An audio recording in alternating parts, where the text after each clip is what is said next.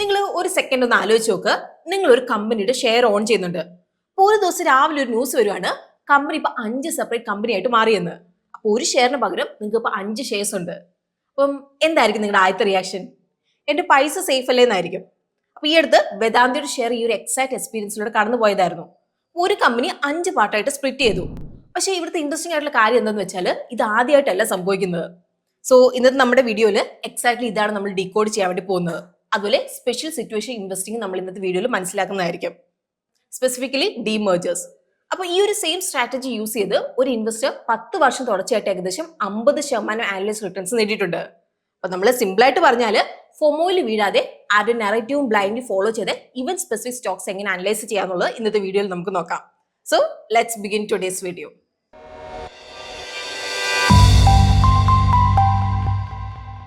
എവിടെ നിന്നാണ് ഈ ഒരു ഐഡിയ വന്നത്? വർഷം 1949.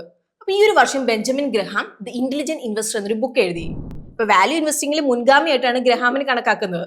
അപ്പൊ ഈ ഒരു ബുക്കിൽ അതേ ഒരു കോൺസെപ്റ്റ് ഡിസ്കസ് ചെയ്യുന്നുണ്ട്, സ്പെഷ്യൽ സിറ്റുവേഷൻസ് അല്ലെങ്കിൽ വർക്ക്ഔട്ട്സ്. അതായത് ഒരു സ്റ്റോക്കിന്റെ റിട്ടേൺസ് എന്ന് പറയുന്നത് മാർക്കറ്റ് മുകളിലേക്ക് പോകുന്നു അല്ലെങ്കിൽ താഴേക്ക് പോകുന്നു എന്നതിനെ ആശ്രയിച്ചല്ല, മറിച്ച് സ്പെസിഫിക് കോർപ്പറേറ്റ് ഇവന്റിനെ ആശ്രയിച്ചാണ്. അതായത് ഇപ്പോൾ ലൈക്ക് ഡിമേർജർ, മെർജർ, ബൈബാക്ക് അല്ലെങ്കിൽ ഡീ ലിസ്റ്റിംഗ് ഒക്കെ. ഇപ്പൊ ഗ്രഹാമിന്റെ സിമ്പിൾ പോയിന്റ് ഇതാണ്, കമ്പനിയിൽ ഇപ്പൊ എന്തെങ്കിലും വലിയൊരു കാര്യം സംഭവിക്കാനായിട്ട് പോകുമ്പോൾ മാർക്കറ്റ് കൺഫ്യൂസ്ഡ് ആവും. അതുപോലെ ഈ ഒരു കൺഫ്യൂഷൻ ചിലപ്പോൾ ഓപ്പർച്യൂണിറ്റി ഉണ്ടാക്കാം. ഇപ്പൊ ഗ്രഹാമിന്റെ സ്റ്റുഡന്റ് ആയ വാരൻ ബഫറ്റ് ഈ ഒരു ഐഡിയ വളരെ സീരിയസ് ആയിട്ട് എടുത്തു. അപ്പൊ 1950-ലും 60-ലും ബഫറ്റ് പാർട്ട്ണർഷിപ്പിന്റെ ഇനീഷ്യൽ ഡേയ്സിൽ വാരൻ ബഫറ്റ് തന്റെ പോർട്ട്ഫോളിയോ 2 ബക്കറ്റായിട്ട് ഇവിടെ ഡിവൈഡ് ചെയ്തിട്ടുണ്ടായിരുന്നു. അപ്പൊ 1957-ലെ ലെറ്ററിന്റെ കോണ്ടസ്റ്റിൽ ആദ്യത്തെ ബക്കറ്റ് ജനറൽസ് ആയിരുന്നു. അതിൽ ഇൻട്രൻസിക് വാല്യൂവിനേക്കാളും താഴെ ട്രേഡ് ചെയ്യുന്ന കമ്പനീസ് ആയിരുന്നു ഇൻക്ലൂഡ് ചെയ്തിരുന്നത്. ഇനി രണ്ടാമത്തെ ബക്കറ്റ് വർക്ക്ഔട്ട്സ് ആയിരുന്നു. അതിൽ special situations, corporate events, demergers, mergers, restructuring പോലെയുള്ള ഓപ്പർച്യൂണിറ്റീസ് ആയിരുന്നു ഇവിടെ ഫോക്കസ് ചെയ്തിരുന്നത്. ഇവിടെ വാരൻ ബഫറ്റ് എന്തിനാണ് വർക്ക്ഔട്ട്സിൽ ഇൻവെസ്റ്റ് ചെയ്തത്? റീസൺ സിമ്പിൾ ആണ്. വർക്ക്ഔട്ട്സ് ബെയർ മാർക്കറ്റിലാണെങ്കിൽ പോലും മാർക്കറ്റിൽ നിന്ന് ഇൻഡിപെൻഡന്റ് ആയിട്ട് പെർഫോം ചെയ്യാൻ വേണ്ടിയിട്ട് അവർക്ക് സാധിക്കും. ഈവൻ മാർക്കറ്റ് ഇടിയുമ്പോൾ പോലും ഇവരുടെ റിട്ടേൺസ് മാർക്കറ്റിനേക്കാളും കോർപ്പറേറ്റ് ഇവന്റ്സിനെ ആയിരിക്കും ഇവിടെ ഡിപ്പെൻഡ് ചെയ്യുന്നത്. പിന്നീട് ജോയൽ ഗ്രീൻബാർഡ് ഈ ഒരു സ്ട്രാറ്റജി കൂടുതൽ പോപ്പുലർ ആക്കി. ഗൗതം ക്യാപിറ്റലിലെ കോ ഫൗണ്ടർ ഗ്രീൻബാർഡ് 1997 ഒരു ബുക്ക് എഴുതി, you can be A stock market genius. 1985 മുതൽ 1994 വരെ അദ്ദേഹത്തിന്റെ ആനുവൽ റിട്ടേൺസ് 50% ആയിരുന്നു. അതിൽ വലിയൊരു ഭാഗം സ്പെഷ്യൽ സിറ്റുവേഷൻസ് എന്നാണ് വന്നത്. സ്പിൻ ഓഫ്സ് അല്ലെങ്കിൽ ഡീമേർജേഴ്സ്, മെർജേഴ്സ്, റീസ്ട്രക്ചറിംഗ്, ബാങ്ക്രപ്സീസ് പോലുള്ള കോർപ്പറേറ്റ് ഇവന്റ്സിൽ നിന്ന്. സോ ഇവിടുത്തെ കോൺസെപ്റ്റ് സിമ്പിൾ ആണ്. ഗ്രഹാം ഈ ഒരു ഐഡിയ ഇൻട്രൊഡ്യൂസ് ചെയ്തു, ബഫറ്റ് അത് പ്രാക്ടിക്കലായിട്ട് യൂസ് ചെയ്തു, ഗ്രീൻബാർഡ് അതൊരു പ്രോപ്പർ സിസ്റ്റം ആക്കി മാറ്റി. ഇനി നമുക്ക് ഈ ഒരു സ്ട്രാറ്റജി ഇന്ത്യയിൽ എങ്ങനെ പ്രാക്ടിക്കലായിട്ട് അപ്ലൈ ചെയ്യാന്നുള്ളത് നോക്കാം. അപ്പൊ ആക്ച്വലി എന്താണ് ഈ സ്പെഷ്യൽ സിറ്റുവേഷൻസ് എന്ന് പറഞ്ഞാൽ? സ്പെഷ്യൽ സിറ്റുവേഷൻ ഒരു അംബ്രല്ല ടേം ആണ്. അതിന് കീഴിൽ പലതരത്തിലുള്ള കോർപ്പറേറ്റ് ഇവന്റ്സ് വരും. ഓരോന്നായിട്ട് ഞാൻ പറയാം. ഇപ്പൊ ഡീമേർജർ അല്ലെങ്കിൽ സ്പിൻ ഓഫ് എന്ന് പറഞ്ഞാൽ ഒരു കമ്പനി അവരുടെ ബിസിനസ് സെപ്പറേറ്റ് ചെയ്തിട്ട് പുതിയ ലിസ്റ്റഡ് കമ്പനി ആവുന്നതാണ്. ഇപ്പൊ മെർജർ അല്ലെങ്കിൽ അക്വിസിഷൻസ് എന്ന് പറഞ്ഞിട്ടുണ്ടെങ്കിൽ ഒരു കമ്പനി മറ്റൊരു കമ്പനിയായിട്ട് മെർജ് ചെയ്യോ അക്വയർ ചെയ്യോ ചെയ്യുന്നതാണ്. ഇനിയിപ്പം ബൈബാക്ക് എന്ന് പറഞ്ഞിട്ടുണ്ടെങ്കിൽ കമ്പനി അവരുടെ തന്നെ ഷെയർസ് മാർക്കറ്റിൽ നിന്ന് തിരിച്ചു വാങ്ങുന്നതാണ്. ഇനി ഡീലിസ്റ്റിംഗ് എന്ന് പറഞ്ഞാൽ ഒരു ലിസ്റ്റഡ് കമ്പനി സ്റ്റോക്ക് എക്സ്ചേഞ്ചിന് പുറത്തിറങ്ങി പ്രൈവറ്റ് കമ്പനി ആവുന്നതാണ്. ഇനിയിപ്പോൾ റൈറ്റ് ഇഷ്യൂ എന്ന് പറഞ്ഞിട്ടുണ്ടെങ്കിൽ കമ്പനി നിലവിലുള്ള ഷെയർ ഹോൾഡേഴ്സിന് ഡിസ്കൗണ്ടിൽ അഡീഷണൽ ഷെയർസ് ഓഫർ ചെയ്യുന്നതാണ്. പക്ഷേ ഇന്നത്തെ നമ്മുടെ ഫോക്കസ് ഡീമേർജേഴ്സിലാണ്. കാരണം എന്താണെന്ന് വെച്ചാൽ ഇന്ത്യയിൽ ഡീമേർജർ ഹിസ്റ്റോറിക്കൽ നല്ല ആൽഫ ക്രിയേറ്റ് ചെയ്തിട്ടുണ്ട്. SBI ക്യാപ്പിന്റെ ഒരു സ്റ്റഡി പ്രകാരം 2002 മുതൽ 2016 വരെ നടന്ന 154 ഡീമേർജർ ട്രാൻസാക്ഷൻസിൽ ഡീമേർജ് കമ്പനീസ് സെൻസെക്സിന് കമ്പയർ ചെയ്യുമ്പോൾ ആവറേജ് 36% എക്സസ് റിട്ടേൺസ് നൽകിയിട്ടുണ്ട്. ഇവിടെ ഏറ്റവും ഇൻട്രസ്റ്റിംഗ് ആയിട്ടുള്ള കാര്യം എന്താണെന്ന് വെച്ചാൽ ഈ ഔട്ട് പെർഫോമൻസ് ബുൾ മാർക്കറ്റിൽ മാത്രമല്ല നമ്മൾ കണ്ടത്, ബുൾ മാർക്കറ്റിലും ബെയർ മാർക്കറ്റിലും ഫ്ലാറ്റ് മാർക്കറ്റിലൊക്കെ കൺസിസ്റ്റന്റ് ആയിട്ട് കണ്ടിട്ടുണ്ട്. അപ്പൊ നമ്മൾ സിമ്പിൾ ആയിട്ട് പറഞ്ഞാൽ ഡീമേർജർ ഇൻവെസ്റ്റിംഗിന്റെ റിട്ടേൺസ് സെൻസെക്സിന്റെ ഡയറക്ഷനെ ഡിപ്പെൻഡ് ചെയ്യുന്നില്ല ഇവിടെ. ഇനി എന്താണ് ഈ ഡീമേർജർ എന്ന് പറഞ്ഞാൽ? നമുക്കൊരു സിമ്പിൾ എക്സാമ്പിൾ എടുക്കാം. നിങ്ങളൊരു മീൽ ബോക്സ് വാങ്ങുമെന്ന് വിചാരിക്കുക. അപ്പൊ അതിൽ ബർഗർ ഉണ്ട്, ഫ്രൈസ് ഉണ്ട്, കോൾഡ് ഡ്രിങ്ക് ഉണ്ട്, ഡിസേർട്ട് ഉണ്ട്. അപ്പൊ ഈ ഒരു ഫുൾ മീലിന്റെ വില വരുന്നത് ഒരു 300 രൂപയായിരിക്കും. പക്ഷെ ഇതിന്റെ ഐറ്റംസ് സെപ്പറേറ്റ് ആയിട്ടാണ് വിൽക്കുന്നതെങ്കിൽ ടോട്ടൽ ബില്ല് ഒരു 400 രൂപ വരെയൊക്കെ ഇവിടെ പോകും. അപ്പൊ ഇൻവെസ്റ്റിംഗിലും ഇതുപോലെ തന്നെയാണ് വരുന്നത്. ചിലപ്പോൾ മാർക്കറ്റ് ഒരു കമ്പനി കമ്പൈൻഡ് മീൽ പോലെ സിംഗിൾ ബിസിനസ് ആയിട്ട് വാല്യൂ ചെയ്യും. എന്നാൽ ആ ഒരു കമ്പനിയുടെ ഓരോ ബിസിനസ്സും സെപ്പറേറ്റ് ആയിട്ട് വാല്യൂ ചെയ്താൽ ഒരു ടോട്ടൽ വാല്യൂ കമ്പനിയുടെ മാർക്കറ്റ് ക്യാപ്പിനേക്കാളും കൂടുതലാവാനുള്ള സാധ്യതയുണ്ട്. അപ്പൊ ഇതിനെയാണ് നമ്മൾ അൺലോക്കിംഗ് ഹിഡൻ വാല്യൂ എന്ന് പറയുന്നത്. ഒരു കോൺഗ്ലോമറേറ്റ് കമ്പനിയിൽ ഒരു സിംഗിൾ ലിസ്റ്റഡ് കമ്പനിയുടെ അകത്ത് പല ഡിഫറെന്റ് ബിസിനസ് ഉണ്ടാവും. പക്ഷെ മാർക്കറ്റ് പലപ്പോഴും അവരെ ഒന്നിച്ചൊരു മിക്സഡ് പ്ലാറ്റർ പോലെയാണ് വാല്യൂ ചെയ്യുന്നത്. അതുകൊണ്ട് തന്നെ കമ്പനി ഡിസേർവ് ചെയ്യുന്ന ഫുൾ വാല്യൂഷൻ കിട്ടണമെന്നില്ല. അപ്പം ഈ ഒരു ഫിനോമിനാണ് കോൺഗ്ലോമറേറ്റ് ഡിസ്കൗണ്ടിങ് എന്ന് പറയുന്നത്. സോ ഇവിടെ ഡീമേർജർ എന്താണ് ചെയ്യുന്നത്? ആ ഒരു മീൽ ബോക്സ് തുറന്ന് ഓരോ ഐറ്റത്തിനെ സെപ്പറേറ്റ് ഇവിടെ സെർവ് ചെയ്യും. ഇപ്പൊ മാർക്കറ്റ് ബർഗറിനെ ബർഗർ ആയിട്ട് തന്നെ വാല്യൂ ചെയ്യും, പ്രൈസിനെ പ്രൈസ് ആയിട്ട് വാല്യൂ ചെയ്യും. അപ്പൊ ഇതാണ് SOTP, sum of the parts valuation. Simple ഫോമുലയാണ്. SOTP വാല്യൂ കറന്റ് മാർക്കറ്റ് ക്യാപ്പിനേക്കാളും കൂടുതലാണെങ്കിൽ അതൊരു പൊട്ടൻഷ്യൽ ഡീമേർജർ ഓപ്പർച്യൂണിറ്റി ആവാനുള്ള സാധ്യതയുണ്ട്. അപ്പൊ ഡീമേർജർ കഴിഞ്ഞാൽ ഓരോ കമ്പനിയും ഇൻഡിപെൻഡന്റ് ആയിട്ട് ട്രേഡ് ചെയ്യും. അവരുടെ ഓൺ സെക്ടറിന്റെ വാല്യൂഷൻ മൾട്ടിപ്പിൾസ് ബേസ് ചെയ്തിട്ടാണ് മാർക്കറ്റ് അതിന് വാല്യൂ ചെയ്യുക. അപ്പൊ അങ്ങനെ മുമ്പുണ്ടായിരുന്ന വാല്യൂ ഗ്യാപ്പ് കുറയ്ക്കാനായിട്ട് സാധിക്കും. അതാണ് വാല്യൂ അൺലോക്കിങ്ങിന്റെ ബേസിസ്. സോ ഇനി നമ്മൾ അറിയേണ്ടത് എന്തിനാണ് കമ്പനി ഡീമേർജർ ചെയ്യുന്നത്. അപ്പൊ ആദ്യത്തെ ഫോക്കസ് ആണ്. ഒരു CEO 2 ഡിഫറെന്റ് ബിസിനസ് മാനേജ് ചെയ്യുമ്പോൾ ഫോക്കസ് സ്പ്ലിറ്റ് ആവാനുള്ള ചാൻസ് ഉണ്ട്. ഡീമേർജർ കഴിഞ്ഞാൽ ഓരോ ബിസിനസിനും ക്ലിയർ ബോർഡ്, CEO, അതിൽ സ്ട്രാറ്റജി ലഭിക്കും.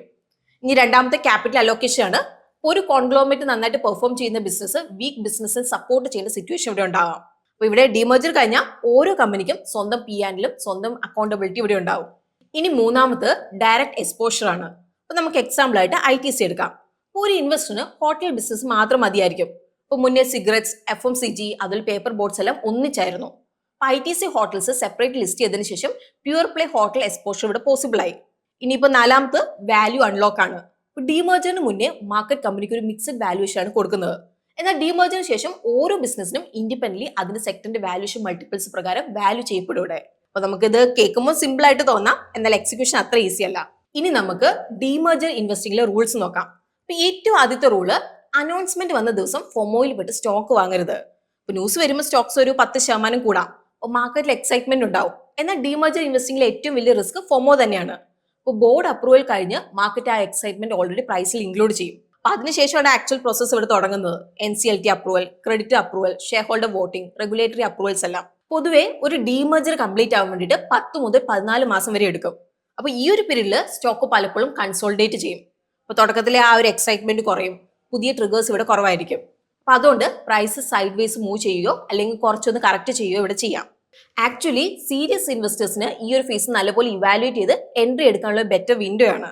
ഇനി ഇൻവെസ്റ്റേഴ്സ് മിക്കപ്പോഴും മിസ് ചെയ്യുന്ന ഒരു ഇമ്പോർട്ടന്റ് പോയിന്റ് ആണ് പോസ്റ്റ് ലിസ്റ്റിംഗ് ഫോഴ്സ് സെല്ലിംഗ്. ഇപ്പം പുതിയ എൻറ്റിറ്റി ലിസ്റ്റ് ചെയ്ത് കഴിഞ്ഞാൽ മ്യൂച്വൽ ഫണ്ട്സും FIസും ഓട്ടോമാറ്റിക്കലി ആ കമ്പനിയുടെ ഷെയർസ് റിസീവ് ചെയ്യും. എന്നാൽ ചില ഫണ്ട്സിന് സ്ട്രിക്ട് മാൻഡേറ്റ്സ് ഉണ്ട്. ഇപ്പം നമ്മൾ എക്സാമ്പിൾ പറയുകയാണെങ്കിൽ ചില ഫണ്ടുകൾക്ക് 5000 കോടിയിലധികം മാർക്കറ്റ് ക്യാപ്പ് ഉള്ള കമ്പനികളിലേക്ക് മാത്രമേ ഇൻവെസ്റ്റ് ചെയ്യാൻ വേണ്ടിയിട്ട് ഇവിടെ സാധിക്കുള്ളൂ. ഇപ്പം പുതിയ എൻറ്റിറ്റിയുടെ മാർക്കറ്റ് ക്യാപ്പ് കുറവാണെങ്കിൽ ഫണ്ടിന് അവരുടെ ഹോൾഡിംഗ്സ് കുറയ്ക്കേണ്ടതായിട്ട് ഇവിടെ വരാം. ഈ സെല്ലിംഗ് ബിസിനസ് വീക്ക് ആയതുകൊണ്ടല്ല, അത് ഫണ്ട് മാൻഡേറ്റ് കാരണം നടക്കുന്ന സെല്ലിംഗ് ആണ്. അപ്പൊ അതുകൊണ്ട് സ്റ്റോക്കിൽ ടെമ്പററി സെല്ലിംഗ് പ്രഷർ വരാം. ഇപ്പം നമ്മൾ ഒരു എക്സാമ്പിൾ പറയുകയാണെങ്കിൽ റെഡ് ടേപ്പ് ഇന്ത്യയിൽ ഒരു modern fashion retailer Mirza international നിന്ന് ഓഗസ്റ്റ് 2023 ഡീമേർജ് ചെയ്തു. അപ്പൊ ലിസ്റ്റിംഗ് കഴിഞ്ഞപ്പോൾ സ്റ്റോക്ക് 120 രൂപയിൽ ട്രേഡ് ചെയ്യാൻ വേണ്ടിയിട്ട് തുടങ്ങി. അതിനുശേഷം സെല്ലിംഗ് പ്രഷർ കാരണം ഏകദേശം 20% വരെ പ്രൈസ് കുറഞ്ഞു. അപ്പൊ ബിസിനസ്സിൽ വലിയ പ്രശ്നമൊന്നും ഇല്ലായിരുന്നു. Pressure mainly post listing selling ആയിരുന്നു. അപ്പൊ അതിനുശേഷം ഏകദേശം ഒരു വർഷത്തിനുള്ളിൽ തന്നെ സ്റ്റോക്ക് അറൌണ്ട് 90% റിട്ടേൺസ് ഇവിടെ നൽകി. ഇനി ഡീമേർജ് സ്റ്റോക്സ് എത്ര കാലം നമ്മൾ ഹോൾഡ് ചെയ്യണം? SBI ക്യാപ് ഡേറ്റ പ്രകാരം ഡീമേർജ് കമ്പനീസിൽ ഒപ്റ്റിമം ഹോൾഡിംഗ് പീരീഡ് എന്ന് പറഞ്ഞാൽ പൊതുവെ ലിസ്റ്റിംഗ് കഴിഞ്ഞ് ഏകദേശം ഒരു വർഷമാണ്. അതിനുശേഷം റിട്ടേൺസ് പതുക്കെ ഇവിടെ ചുരുങ്ങാൻ വേണ്ടിയിട്ടുള്ള സാധ്യതയുണ്ട്. അപ്പൊ ഇവിടെ നമ്മൾ എപ്പോഴാണ് എക്സിറ്റ് ഇവാലുവേറ്റ് ചെയ്യേണ്ടത്? ഒരു ഡീമേർജ് എൻറ്റിറ്റിയുടെ വാല്യൂഷൻ അവരുടെ പ്യൂർ പ്ലേ സെക്ടർ പിഎസിന്റെ വാല്യൂഷന്റെ അടുത്ത് എത്തുമ്പോൾ. അപ്പൊ ഇത് നമ്മൾ സിമ്പിൾ ആയിട്ട് പറയുകയാണെങ്കിൽ മാർക്കറ്റ് ഡിസ്കൗണ്ട് പോയി കമ്പനി ഫുൾ വാല്യൂഷനിൽ ട്രേഡ് ചെയ്യാൻ വേണ്ടി തുടങ്ങുമ്പോൾ നിങ്ങളുടെ ഇൻവെസ്റ്റ്മെന്റ് തീസിസ് നിങ്ങൾ വീണ്ടും ഇവിടെ ഇവാലുവേറ്റ് ചെയ്യണം. ബ്രോഡ്ലി 3 തരം ഇൻവെസ്റ്റേഴ്സ് ഉണ്ട്. ഇപ്പൊ ഇൻവെസ്റ്ററെ പ്രീ ലിസ്റ്റിംഗ് ബയർ. അപ്പൊ ഇവര് കൺസോൾട്ടേഷൻ ഫേസിൽ തന്നെ എൻട്രി ഇവാലുവേറ്റ് ചെയ്യുന്നവരാണ്. ഇപ്പൊ എൻട്രി പ്രൈസ് കുറവായിരിക്കാനുള്ള ചാൻസ് ഉണ്ട്, പക്ഷെ റിസ്ക് കൂടുതലാണ്. അപ്പൊ അതുകൊണ്ട് ഡീപ്പ് റിസർച്ച് വളരെ ഇമ്പോർട്ടന്റ് ആണ്. ഇനി investor B post listing buyer. അപ്പൊ ഇവർ ലിസ്റ്റിംഗ് കഴിഞ്ഞുള്ള ഫോഴ്സ് സെല്ലിംഗ് ഡിപ്പ് വെയിറ്റ് ചെയ്യുന്നവരാണ്. ഇപ്പൊ എൻട്രി പ്രൈസ് കുറച്ച് കൂടുതലായേക്കാം, പക്ഷേ ബിസിനസിനെ കുറിച്ചുള്ള ക്ലാരിറ്റി കൂടുതൽ ഇവിടെ ലഭിക്കും. അപ്പൊ അതുകൊണ്ട് റീറ്റെയിൽ ഇൻവെസ്റ്റേഴ്സിന് ഇതൊരു സേഫ് അപ്രോച്ച് ആയിട്ട് കണക്കാക്കാം. ഇവര് കമ്പനിയുടെ 2-3 ക്വാർട്ടറിലെ എക്സിക്യൂഷൻ ട്രാക്ക് റെക്കോർഡ് കണ്ടതിന് ശേഷം മാത്രം എൻട്രി ഇവാലുവേറ്റ് ചെയ്യുന്നവരാണ്. അപ്പൊ ഇതൊരു കൺസർവേറ്റീവ് അപ്രോച്ച് ആണ്, പക്ഷെ റിട്ടേൺസ് കുറച്ച് കുറയാനുള്ള സാധ്യതയുണ്ട്. അപ്പം ഈ 3 അപ്രോച്ചസും ഇവിടെ വാലിഡ് ആണ്. അപ്പൊ ഇവിടെ ഏറ്റവും ഇമ്പോർട്ടന്റ് ആയിട്ട് കാര്യം നിങ്ങളുടെ റിസ്ക് പ്രൊഫൈൽ മനസ്സിലാക്കുക, FOMO അവോയ്ഡ് ചെയ്യുക, അതുപോലെ ക്ലിയർ എൻട്രി, അതുപോലെ എക്സിറ്റ് ഫ്രെയിംവർക്ക് നിങ്ങൾ പ്ലാൻ ചെയ്യുക. ഇനിയിപ്പോൾ ഒരു സ്ട്രോങ് ഡീമേർജർ ഇവാലുവേറ്റ് ചെയ്യാനായിട്ട് നിങ്ങൾ ഈ 7 ചോദ്യങ്ങൾ നിങ്ങൾ ചോദിക്കുക. 7 പോയിന്റ് സ്കോർ കാർഡ്. അപ്പൊ ഇത് ഡീമേർജറിന്റെ മോട്ടീവ് ജെന്യൂൻ ആണോ അല്ലെങ്കിൽ ലോസും ഡെറ്റ് മാറ്റി വെക്കാൻ വേണ്ടിയിട്ടാണോ എന്നുള്ളത് നോക്കുക. രണ്ടാമത്തെ ചോദ്യം, പുതിയ ബിസിനസ് സ്റ്റാൻഡ് അലോൺ ബേസിസിൽ പോസിറ്റീവ് ക്യാഷ് ഫ്ലോ ജനറേറ്റ് ചെയ്യുന്നുണ്ടോ? ഇനിയിപ്പോൾ മൂന്നാമത്തെ ചോദ്യം, കമ്പനിയുടെ ROC കോസ്റ്റ് ഓഫ് ക്യാപിറ്റലിനേക്കാളും മുകളിലാണോ? നാലാമത്, ഡെറ്റ് അലോക്കേഷൻ ഫെയർ ആണോ അല്ലയോ? അഞ്ചാമത്, മാനേജ്മെന്റ് ഒബ്ജക്റ്റീവ്സ് ഷെയർ ഹോൾഡറിന്റെ ഇൻട്രസ്റ്റുമായിട്ട് അലൈൻ ആവുന്നുണ്ടോ? ആറാമത്, പ്രൊമോട്ടർ ഹോൾഡിംഗ് സ്റ്റേബിൾ ആണോ അതോ പ്രൊമോട്ടേഴ്സ് ഷെയർസ് വിൽക്കുന്നുണ്ടോ? ഇനിയിപ്പോൾ ഏഴാമത്തെ ചോദ്യം, കമ്പനിയുടെ വാല്യൂഷൻ അവർ പ്യുവർ പ്ലേ കോമ്പറ്റേറ്റേഴ്സ് ആയിട്ട് കമ്പയർ ചെയ്യുമ്പോൾ ഡിസ്കൗണ്ടിൽ ട്രേഡ് ചെയ്യുന്നുണ്ടോ? സോ നമ്മളിപ്പം പറഞ്ഞ 7 ചെക്ക് ലിസ്റ്റിൽ 4 കൂടുതൽ ഗ്രീൻ ഫ്ലാഗ് ആണെങ്കിൽ അതൊരു അട്രാക്റ്റീവ് ഡീമേജർ ആവാനുള്ള സാധ്യതയുണ്ട്. അപ്പോൾ 4 കുറവാണെങ്കിൽ നിങ്ങൾ ഇവിടെ ശ്രദ്ധിക്കണം. ഇൻവെസ്റ്റ്മെന്റ് ഡിസിഷൻ എടുക്കും മുമ്പ് റിസർച്ച് ചെയ്യണം നിങ്ങൾ. ഇനി നമുക്ക് കുറച്ച് റിയൽ കേസ് സ്റ്റഡീസ് നോക്കാം. ആദ്യത്തെ കേസ് സ്റ്റഡി റോഷൽ ടെക്സസ് ആണ്. ഒരു കമ്പനിയുടെ ഉള്ളിൽ മറിഞ്ഞു കിടക്കുന്ന എയറോസ്പേസ് ഡിഫൻസ് ബിസിനസ് ആണ്. റോഷൽ ഇന്ത്യയുടെ main business Assam tea estates ആയിരുന്നു. കമ്പനി ബൾക്ക് ടീ ബിസിനസ്സിലായിരുന്നു പ്രവർത്തിച്ചിരുന്നത്. അപ്പൊ ഈ ഒരു ബിസിനസ് സൈക്ലിക്കൽ ഡിമാൻഡും ലോ മാർജിൻ ഉള്ള ഒരു സെക്ടർ ആയിരുന്നു. പക്ഷേ ഈ ഒരു കമ്പനിയുടെ ഉള്ളിൽ തന്നെ റോഷൽ ടെക്സസ് എന്നൊരു ഡിവിഷൻ ഉണ്ടായിരുന്നു. അപ്പൊ ഇത് ബാംഗ്ലൂരിന്റെ അടുത്തുള്ള ഒരു അഡ്വാൻസ് മാനുഫാക്ചറിംഗ് ഫെസിലിറ്റിയിൽ നിന്നാണ് പ്രവർത്തിച്ചിരുന്നത്. ലോക്ഹീഡ് മാർട്ടിൻ പോലുള്ള ഗ്ലോബൽ ഡിഫൻസ് കമ്പനീസിന് വേണ്ടിയിട്ട് ക്രിട്ടിക്കൽ കോമ്പോണൻസ് ഇവർ മാനുഫാക്ചർ ചെയ്യുന്നുണ്ട്. Electrical wiring system, aerospace panels, test equipment പോലുള്ള ഹൈ വാല്യൂ പ്രൊഡക്ട്സ് ആണ് റോഷൽ ടെക്സസ് മാനുഫാക്ചർ ചെയ്തിരുന്നത്. പക്ഷെ മാർക്കറ്റ് ഇവിടെ എന്താണ് കാണുന്നത്? കൂടുതലും ടീ ബിസിനസ് മാത്രമാണ് അവർ കാണുന്നത്. 2011 റോഷൽ ടെക്സസിന്റെ റവന്യൂ കോൺട്രിബ്യൂഷൻ വെറും 11.9% മാത്രമായിരുന്നു. എന്നാൽ ബിസിനസ് വളർന്ന് 2022 ആയപ്പോഴേക്കും അത് 50% മുകളിലേക്ക് എത്തി. ഇപ്പൊ ഡിഫൻസ് ബിസിനസ് കമ്പനിയുടെ ഗ്രോത്ത് ഡ്രൈവർ ആയിട്ട് ഇവിടെ മാറിയായിരുന്നു. പക്ഷേ മാർക്കറ്റ് ഇപ്പോഴും റോഷലിന് മെയിൻലി ഒരു ടീ കമ്പനി ആയിട്ടാണ് വാല്യൂ ചെയ്തിരുന്നത്. 2022 ഡിസംബറിൽ board aerospace defence division separate ചെയ്ത് റോഷൽ ടെക്സസ് ലിമിറ്റഡ് എന്നൊരു പുതിയ കമ്പനി ആക്കാനുള്ള ഡീമേജർ അനൗൺസ് ചെയ്തു. ഷെയർ എൻടൈറ്റിൽമെന്റ് റേഷ്യോ 1:1 ആയിരുന്നു. അതായത് റോഷൽ ഇന്ത്യയുടെ ഓരോ ഷെയറിനും ഷെയർ ഹോൾഡറിന് റോഷൽ ടെക്സസിന്റെ ഓരോ ഷെയർ വീതം ഇവിടെ ലഭിച്ചു. 2024 ഓഗസ്റ്റ് 30 ഡീമേജർ ഒഫീഷ്യലി എഫക്റ്റീവ് ആയി. അതിനുശേഷം റോഷൽ ടെക്സസ് ഒരു സെപ്പറേറ്റ് ലിസ്റ്റഡ് കമ്പനി ആയിട്ട് മാർക്കറ്റിൽ ട്രേഡ് ചെയ്യാനായിട്ട് തുടങ്ങി. ലിസ്റ്റിംഗ് കഴിഞ്ഞപ്പോൾ സ്റ്റോക്കിൽ നല്ല സെല്ലിംഗ് പ്രഷർ ഉണ്ടായി. ഇപ്പൊ പ്രൈസ് ഏകദേശം 60% വരെ കറക്റ്റ് ചെയ്തു. എന്നാൽ അതിനുശേഷം ലിസ്റ്റിംഗ് കഴിഞ്ഞ് ഒരു വർഷത്തിനുള്ളിൽ സ്റ്റോക്ക് ഏകദേശം 2 ഇരട്ടി റിട്ടേൺസ് നൽകി. അപ്പം ഈ ഒരു കേസ് സ്റ്റഡി എന്നുള്ള ലെസൺ എന്താണ്? ഒരു കമ്പനിയുടെ ക്രൗൺ ജുവൽ ബിസിനസ് സെപ്പറേറ്റ് ആകുമ്പോൾ മാർക്കറ്റ് അതിനൊരു പുതിയ പെർസ്പെക്റ്റീവിൽ വാല്യൂ ചെയ്യാൻ വേണ്ടിയിട്ട് തുടങ്ങും. അപ്പൊ ഇവിടെ പേഷ്യൻസ് ഉള്ള ഇൻവെസ്റ്റേഴ്സ് ഷോർട്ട് ടേം വോളറ്റിലിറ്റി പേടിക്കാതെ നല്ല ബിസിനസ് ഹോൾഡ് ചെയ്താൽ ആൽഫ ജനറേറ്റ് ചെയ്യാനുള്ള ചാൻസ് ഉണ്ട്. ഇനി രണ്ടാമത്തെ കേസ് സ്റ്റഡി വരുന്നത് റെയ്മണ്ട് ലൈഫ് സ്റ്റൈൽ ആണ്. ബ്രാൻഡ് സ്ട്രോങ് ആയിരുന്നു, എന്നാൽ ബിസിനസ് ഇക്കണോമിക്സ് വീക്കായി. റെയ്മണ്ട് എന്ന് കേൾക്കുമ്പോൾ തന്നെ നമുക്ക് ഓർമ്മ വരുന്നത് suiting, the complete man, Park Avenue, premium fabrics ഒക്കെയാണ്. Raymond life style business demerge ചെയ്യാനുള്ള പ്ലാൻ അനൗൺസ് ചെയ്തപ്പോൾ മാർക്കറ്റിൽ വലിയ എക്സൈറ്റ്മെന്റ് ഉണ്ടായി. നറേറ്റീവ് ഇതായിരുന്നു, ഇപ്പൊ ഈ ഒരു ബിസിനസിന് ഒരു pure play fashion company valuation ലഭിക്കും. അപ്പൊ അനൗൺസ്മെന്റിന് ശേഷം സ്റ്റോക്കിൽ വലിയൊരു റാലി ഉണ്ടായി. അപ്പൊ മാർക്കറ്റിൽ യുഫോറിയും ഫോമോയും നന്നായിട്ട് കാണാൻ വേണ്ടിയിട്ട് പറ്റിയായിരുന്നു. റെയ്മണ്ട് ലൈഫ് സ്റ്റൈൽ 2024 സെപ്റ്റംബർ 2 3020 രൂപയ്ക്ക് സ്റ്റോക്ക് എക്സ്ചേഞ്ചിൽ ലിസ്റ്റ് ചെയ്തു. എന്നാൽ ജൂലൈ 2026 ആയപ്പോഴേക്കും സ്റ്റോക്ക് ഏകദേശം 70% ഇവിടെ ഇടിഞ്ഞു. ഇപ്പൊ ഡീമേർജറിന്റെ മോട്ടീവ് ലോജിക്കലായിരുന്നു, പക്ഷേ എക്സിക്യൂഷൻ അതുപോലെ ഫൈനാൻഷ്യൽ സ്ട്രെങ്തിനെ പറ്റി ചില കൺസേൺസ് ഇവിടെ ഉണ്ടായിരുന്നു. ഇപ്പൊ ബ്രാൻഡ് വളരെ സ്ട്രോങ് ആയിരുന്നു, എന്നാൽ സ്റ്റാൻഡ് അലോൺ പ്രോഫിറ്റബിലിറ്റി വീക്ക് ആയിരുന്നു. ഇപ്പൊ കമ്പനി ലോസ് റിപ്പോർട്ട് ചെയ്തു, അതിൽ ഓപ്പറേറ്റിംഗ് മാർജിൻ ഇവിടെ കുറവായിരുന്നു. ഇപ്പൊ റിട്ടേൺ റേഷ്യോയും വീക്കായിട്ട് തന്നെ ഇവിടെ നിന്നു. സോ ഇവിടുത്തെ ലെസൺ എന്തായിരുന്നു? ബ്രാൻഡ് വാല്യൂം അതുപോലെ ബിസിനസ് വാല്യൂ രണ്ട് സെയിം അല്ല. റെയ്മണ്ട് 100 വർഷത്തിലധികം ചരിത്രമുള്ള വളരെ സ്ട്രോങ് കൺസ്യൂമർ റീകോൾ ഉള്ള ഒരു ഐക്കോണിക് ബ്രാൻഡാണ്. എന്നാൽ മാർക്കറ്റ് ബ്രാൻഡ് സ്റ്റോറിക്ക് റിവാർഡ് ഇവിടെ നൽകുന്നില്ല. മാർക്കറ്റ് റിവാർഡ് ചെയ്യുന്നത് സ്ട്രോങ് ബിസിനസ് ഇക്കണോമിക്സ് ആണ്. ഇപ്പം P&L വീക്കാണ്, മാർജിൻ കുറവാണ്, ഡെറ്റ് കൂടുതലാണെങ്കിൽ ബ്രാൻഡ് നെയിം മാത്രം ഇൻവെസ്റ്റ്മെന്റ് ജസ്റ്റിഫൈ ചെയ്യില്ല. ഇനിയിപ്പം നിലവിൽ വരാനിരിക്കുന്ന ഡീമേർജേഴ്സിൽ വരുന്ന പേരുകളാണ് Astral, Astra Microwave, BASF India, Pricol, Natco ഫാർമിയും. ഇവര് ഡീമേർജ് ചെയ്യാൻ വേണ്ടി പ്ലാൻ ചെയ്യുന്ന എൻറ്റിറ്റീസ് ഇതൊക്കെയാണ്: Astral, Astral Chem, Astral Microwave, Astra Space Technologies, BASF India, BASF Agri Solutions, Pricol, Pricol Autotech, Natco Pharma, Natco Crop Health Sciences. ഈ ഒരു കമ്പനീസ് നമ്മൾ board approval dates, NCLT approval, അതുപോലെ ഡീമേർജറിന്റെ ബേസിസിൽ വെച്ചിട്ട് നമ്മൾ പഠിക്കണം. അപ്പൊ ഇവിടെ ഒരു കാര്യം നിങ്ങൾ ശ്രദ്ധിക്കുക, ഇതൊരു എഡ്യൂക്കേഷണൽ ലിസ്റ്റ് ആണ്, ഒരിക്കലും ഇൻവെസ്റ്റ്മെന്റ് റെക്കമെൻഡേഷൻ അല്ല. ഇനി ഡീമേർജറിൽ നമ്മൾ ഇനി പറയാൻ പോകുന്ന 5 മിസ്റ്റേക്സ് നിങ്ങൾ ഒഴിവാക്കണം. അനൗൺസ്മെന്റ് ടൈമിൽ FOMO കാരണം എൻറ്റർ ചെയ്യുന്നത്. രണ്ടാമത്തെ മിസ്റ്റേക്ക് എന്ന് പറഞ്ഞിട്ടുണ്ടെങ്കിൽ പോസ്റ്റ് ലിസ്റ്റിംഗ് ഫോർ സെല്ലിങ്ങിനെ ബിസിനസ് വീക്ക്നെസ് ആയിട്ട് നിങ്ങൾ തെറ്റിദ്ധരിക്കരുത്. മൂന്നാമത്തെ മിസ്റ്റേക്ക് സ്റ്റോറിയിൽ മാത്രം ഫോക്കസ് ചെയ്ത് ബിസിനസ് ക്വാളിറ്റി ഇഗ്നോർ ചെയ്യരുത്. നാലാമത്തെ മിസ്റ്റേക്ക് ഡീമേർജർ സ്കീം ഡോക്യുമെന്റ് വായിക്കാതെ ഇൻവെസ്റ്റ്മെന്റ് ഡിസിഷൻ എടുക്കുന്നത്. അഞ്ചാമത്തെ മിസ്റ്റേക്ക് വരുന്നത് ക്ലിയർ എക്സിറ്റ് ഡിസിപ്ലിൻ ഇല്ലാതെ ഇൻവെസ്റ്റ്മെന്റ് കണ്ടിന്യൂ ചെയ്യുന്നത്. സിമ്പിൾ റൂൾ ആണ്, ഡീമേർജർ ഇൻവെസ്റ്റിംഗിൽ കാറ്റലിസ്റ്റ് ഇമ്പോർട്ടന്റ് ആണ്. പക്ഷേ അതിനേക്കാളും important correct entry, strong business quality, clear exit ഡിസിപ്ലിനും ആണ്. ഇനി നമുക്ക് ഈ ഒരു കംപ്ലീറ്റ് ഫ്രെയിംവർക്ക് ഒന്ന് റീക്യാപ്പ് ചെയ്യാം. അപ്പൊ ആദ്യത്തെ സ്റ്റെപ്പ് ഡീമേർജർ അനൗൺസ് ചെയ്യുകയാണ്. സെക്കൻഡ് സ്റ്റെപ്പ് ഒരു 4-8 ആഴ്ച കഴിയുമ്പോൾ സ്കീം ഡോക്യുമെന്റ് വായിച്ച് ഡീമേർജറിന്റെ ഡീറ്റെയിൽസ് മനസ്സിലാക്കുക. ഇനി step 3 7 point score card apply ചെയ്ത് കമ്പനി ഇവാലുവേറ്റ് ചെയ്യുക. സ്റ്റെപ്പ് 4 4ലധികം ഗ്രീൻ ഫ്ലാഗ് ഉണ്ടെങ്കിൽ കൺസോൾട്ടേഷൻ ഫേസിൽ കമ്പനിനെ കൂടുതൽ ഡീറ്റെയിൽ ആയിട്ട് ഇവാലുവേറ്റ് ചെയ്യുക. ഇനി step 5 post listing for selling ഉണ്ടെങ്കിൽ ബിസിനസ് ക്വാളിറ്റി വെരിഫൈ ചെയ്തതിനു ശേഷം മാത്രം ആ ഡിപ്പ് ഇവാലുവേറ്റ് ചെയ്യുക. Step 6 12 to 18 months investment thesis track ചെയ്യുക. കമ്പനി എക്സ്പെക്ടേഷൻ മീറ്റ് ചെയ്യുന്നുണ്ടോ എന്നുള്ളത് നോക്കുക.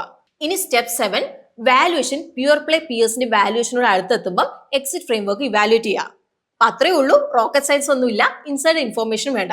അപ്പൊ ഇവിടെ നമുക്ക് വേണ്ടത് റിസർച്ച്, ഡിസിപ്ലിൻ, അതുപോലെ ക്ഷമയാണ്. ഇപ്പൊ ഡീമർജർ ഒരു ഫ്രീ മണി അല്ല, പ്രിപ്പയർഡ് ആയ ഇൻവെസ്റ്റേഴ്സിന് റിവാർഡ് കിട്ടാൻ സാധ്യതയുള്ള ഒരു സ്ട്രക്ചർഡ് ഓപ്പർച്യൂണിറ്റി ആണ്. ഇനിയിപ്പം തീരുമാനം നിങ്ങൾ ഇൻവെസ്റ്റേഴ്സിന്റെ കയ്യിലാണ്. സ്കോർ കാർഡ് നോക്കി തീരുമാനം നിങ്ങൾ എടുക്കുക, സ്റ്റോറി അല്ല. ഇന്നത്തെ വീഡിയോ നമ്മൾ എഡ്യൂക്കേഷൻ പർപ്പസിനായിട്ട് കവർ ചെയ്താണ്. ഇതൊരിക്കലും ഒരു ഇൻവെസ്റ്റ്മെന്റ് അഡ്വൈസ് അല്ല. അപ്പൊ നിങ്ങളിപ്പോൾ ഏതെങ്കിലും ഒരു കമ്പനിയിലേക്കൊക്കെ ഇൻവെസ്റ്റ് ചെയ്യുന്നതിന് മുമ്പായിട്ട് ഡീറ്റെയിൽ ആയിട്ട് റിസർച്ച് ചെയ്തതിന് ശേഷം മാത്രം നിങ്ങൾ ഇൻവെസ്റ്റ് ചെയ്യാൻ വേണ്ടിയിട്ട് ശ്രദ്ധിക്കണം. സോ നമുക്ക് പുതിയൊരു വീഡിയോ ആയിട്ട് ഗ്രോ മലയാളം ചാനലിലൂടെ വീണ്ടും കാണാം. അതുവരെ take care, happy investing and bye from Rincy.